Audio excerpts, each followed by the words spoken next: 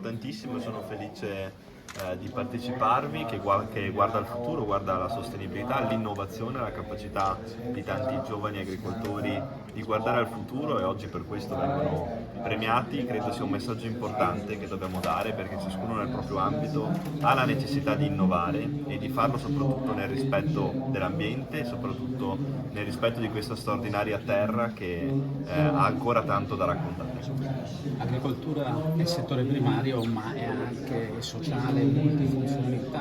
agricoltura didattica, quindi insomma un mondo che non può essere lasciato indietro. Che non può essere lasciato indietro, che va raccontato, e quindi ringrazio Coldiretti che oggi racconta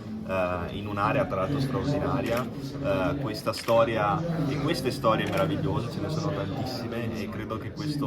anche questa necessità di raccontare queste storie, di poterle valorizzare, di poterle spiegare, sia parte integrante di un processo di valorizzazione di questo mondo che va assolutamente affrontato nel migliore dei modi. Presidente, ci si gioca la prima uscita ufficiale del Presidente della Regione, insomma, c'è l'orgoglio di averlo qui a fianco a Coldiretti. Sarà una prima occasione di tante, perché noi come organizzazione abbiamo assolutamente bisogno di confrontarci con la Regione, che ha importanti competenze in ambito agricolo e soprattutto dovrà supportarci nel prossimo periodo anche in quella che sarà la trattativa in ambito europeo per la discussione della prossima politica agricola comunitaria, sulla quale c'è molta tensione, e a maggior ragione la Regione Veneto, come tutte le altre regioni e il nostro Stato italiano, dovranno supportare l'agricoltura veneta e nazionale per fare in modo che non solo i giovani ma anche tutta l'agricoltura venga supportata e riconosciuta come settore strategico, non soltanto in chiave meramente economica, ma soprattutto per quella sicurezza alimentare e quel valore del cibo che noi stiamo proponendo sempre di più.